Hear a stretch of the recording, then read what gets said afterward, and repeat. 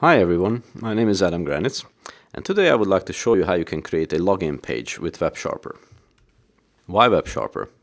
As you may know, Websharper allows you to develop full-stack and reactive F# web applications, enabling you to write all the client-side code and all the server-side code in a single uniform F# code base. Websharper is also a mature ecosystem. It provides you with access to a set of common JavaScript libraries, and you can address those JavaScript libraries and your own JavaScript codebase if you have any using F#. So by that, it will give you type checking, and it will make your web development effort much more safe and predictable than if you developed your codebase in JavaScript. Websharper also gives you, next to the F# to JavaScript translator, it gives you a powerful toolset for writing web applications. It gives you abstractions to model different pieces and different chores that you do as a web developer, and by pushing all of those into the F# type system and into F# code, you will basically gain a significant amount of time and effort in bringing these applications to life. So let's start.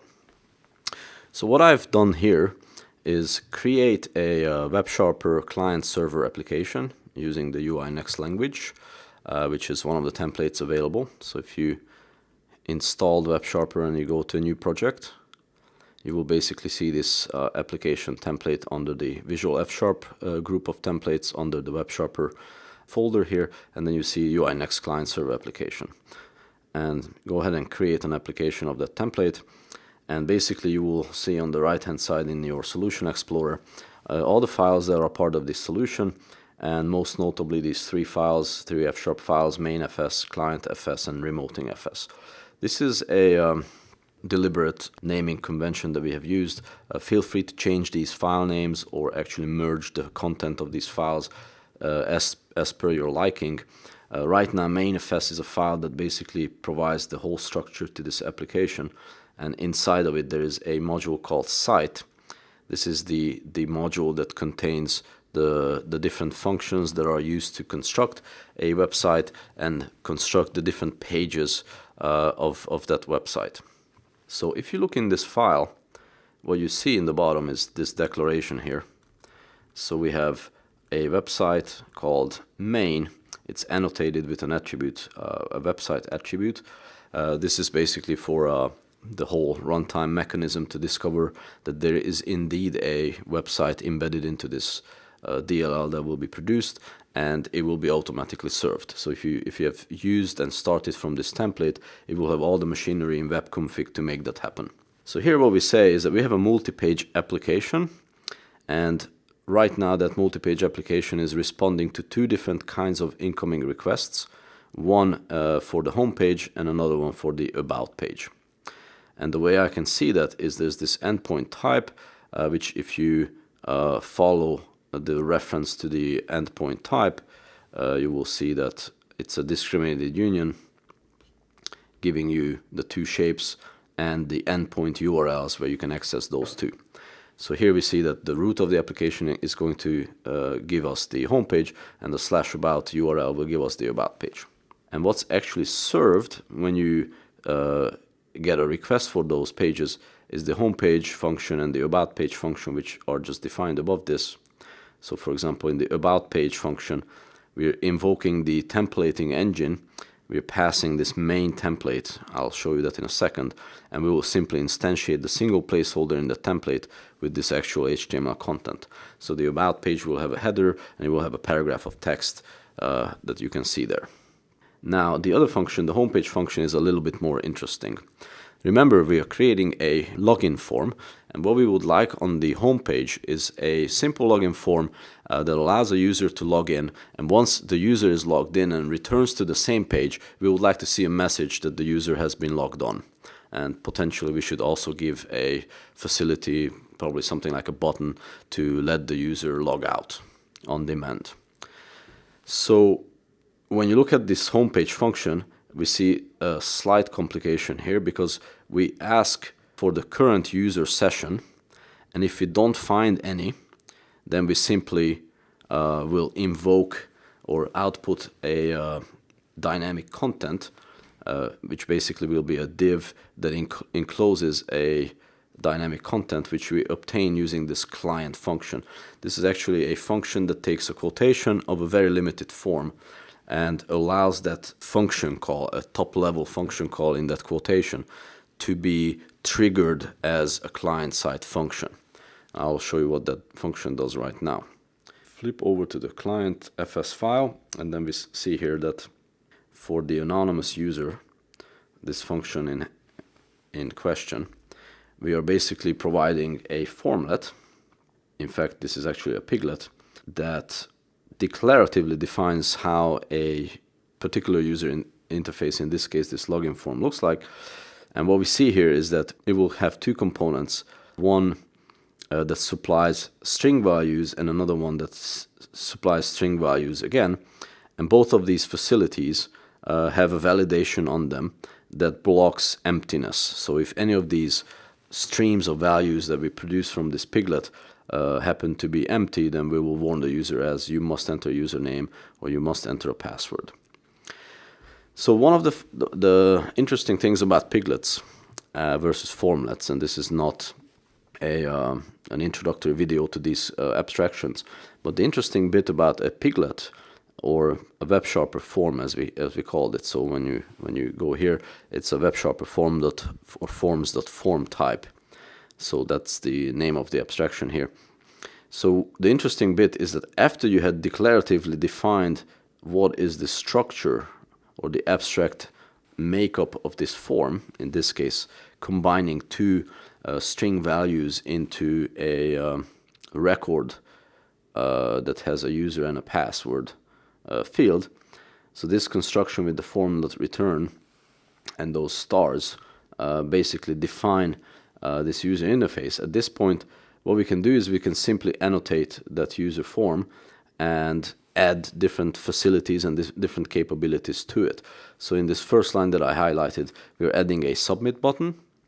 And then in the next line, we are adding a function, which basically is almost like the continuation of this form, which will run this particular Websharper form. And as an argument, it takes another function that takes a single argument, in this case, the result value from this form. So if you look at this whole function on the top, it says we go and take from unit, we produce a doc value. So ultimately, we will have to produce some kind of a UI next rendered document. So in the run function, when we hover over this, we see that the user pass argument, in this case, is going to be the user pass type or a value of that type, meaning that this combined record here that will contain the username and the password that was entered on this form. So what we do in the form.run function is we simply dispatch an asynchronous computation in the first step of which we simply tell the server side, please log in this particular user. And then once that login had taken place, we simply refresh the page that we are on. And you can accomplish that by going into the window.location URL and simply request a reload on that. So if you check out what this login user does, so you see that it's referenced from the server module. So I'm going to open the remoting FS file, and here you can see the login function. So it will take a user pass value, which is basically this record. It will get the context, the execution context for this particular RPC call, and it will check for the password to be correct. That's a simple hard-coded password that we used here.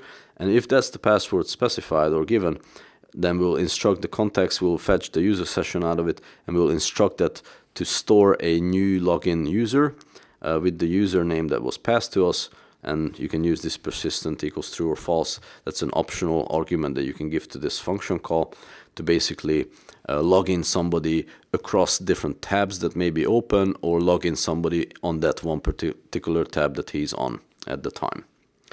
And if the password specified is not the correct password, we simply just return nothing. So given this, after we had presented the user with the login form and the user passing in all the validation and the right values, what we do is we simply log in the user and refresh the page. Now, this last function that basically is appended here is a an essential and integral part of Websharper forms and piglets. This is the function that allows us to specify how you render this form.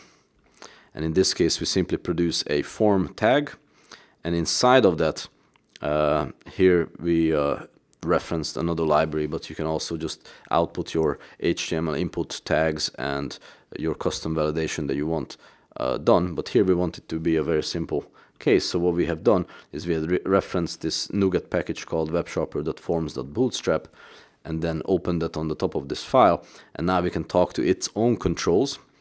And there are two sets, the simple and the non-simple one. So in this case, we are using a simple input control that is allowing us to also show and display any kind of validation errors. And then it takes a label, which will be given to the user before the text control.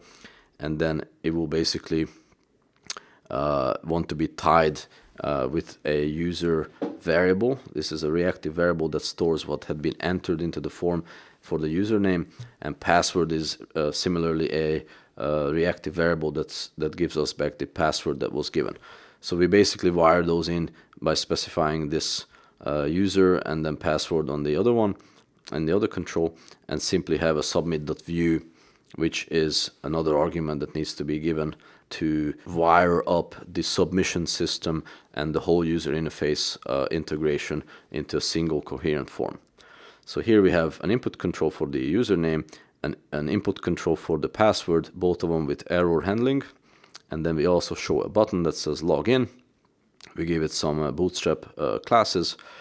And then we also have a show errors control, which basically, in the case of any kind of validation errors, it will show you the errors that may have occurred. Otherwise, it does nothing. So that's pretty much it in that file. So we have a similar function for the case where the user is already logged in. So remember, in main.fs, when we display the home page, we branch off whether there is a username that is logged in or not. And in the case there is, we simply output welcome whoever you are logged in with an exclamation point, and then we show another small bit of interaction. Again, this is all client-side code that will be generated from this. So in this server-side markup where we are embedding at the moment, we have to use the client function around with it, a quotation that gives a top-level function that will be invoked when this gets rendered. So again, we go to client.loggedInUser, and just let's look at that function real fast. It's this one here. The only thing we do is in a div, we display to the user that, hey, you are logged in, so you can click the following button to log out. And that button has an onClick event handler, which invokes a asynchronous computation. And in the first step of that computation, we go into the server and log out the user, and then we simply refresh the page just like in the other formlet or piglet phase. So now I think we pretty much have all the pieces of this application. So the home page is constructed in a conditional manner. So we either show you a welcome message if you're logged in, or we show you a login form if you're not. And then we have an about page that just contains some static text. So let's run this application. And as we expected, it displays us this form. It uses Bootstrap. You probably recognize the style. Now, how do I know that it uses Bootstrap? So let me show you one more detail here. So we flip over to the editor. And then you can probably look at the code base, and you probably have seen it earlier as I was flipping through this file, that there's a templating module, and we defined a main template for both of our homepage and our about page. And this main template utilizes an external artifact called main.html. And there's this type provider called templating.template, which reads that HTML file and then looks for a placeholder or placeholders that need to be fulfilled. So basically, if you look at it, the type provider produced us a value that now needs to be instantiated. But to instantiate this document, it actually found three placeholders. One is the title, the other one is the menu bar, and the third is the body, where we need to put content. If you are interested, we can actually look at this HTML file. So note that we do have a reference to Bootstrap CSS. If you have some more involved functionality, you may also want to reference the Bootstrap JavaScript file. We have a little bit of a custom CSS too. And then here we have a navigation bar, which, as you can see, contains stuff that we really don't care about. It's just, it looks like it's a some basic Bootstrap formalism here. And then we find a data hole attribute, which actually tells the templating type provider to create a placeholder, and the name of the placeholder will be menu bar. And then similarly, in the rest of the file, we have body, another placeholder, and then we have a scripts placeholder, and then here we have, I guess, above everything else here in the head section, just for completeness sake, we have yet another format. This is another placeholder. It's actually a string variable that you can instantiate. So if we flip back to the main file, we find that the title itself is, of course, as we expected, is a string. The menu bar is a collection of documents or doc values, and the body is similarly an enumeration of docs. Meaning that if I have a function that takes all of these, we can just simply construct a document value and then construct an HTML page from that using content.page. So that's the formalism that we ended up using. And if you go back to the functions here, they all use the templating main function to construct the about and the home page. So now if you go back to this application, we now have all the surrounding template elements, including this menu bar. And in the menu bar, we see two pages. If you look in the code, you can tell how those two pages were generated there dynamically into the menu bar content placeholder. I'm not going to go through that in this video, but basically now we have this piglet that allows us to type in the username and the password. So let's do a couple tries. So we have a user who attempts to log in using some fake password. And remember, we reject passwords that we don't accept. So we have just a simple mechanism here, just a page refresh to let you know that, hey, this is not a password that we like. So let's say we have another attempt and we use the correct password. And so once you log in with that, it says, hey, user, I welcome you. And that's pretty much all you can do. If you go back to the home page again by clicking on the title bar, you see the same content. So it remembers us because now there is a user session. If you go to the about page, then you can see the static content that we added on the other page. If you flip back, now you can say log out. We refresh the page, and then you get a empty login form again. So thanks very much for listening, and I hope you enjoyed this video. Here's my Twitter and my GitHub, or our company GitHub, that you can go to and find all the other interesting projects. And just feel free to tweet me if you have any questions or issues.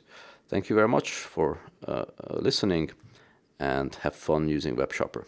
Thanks a lot. Bye.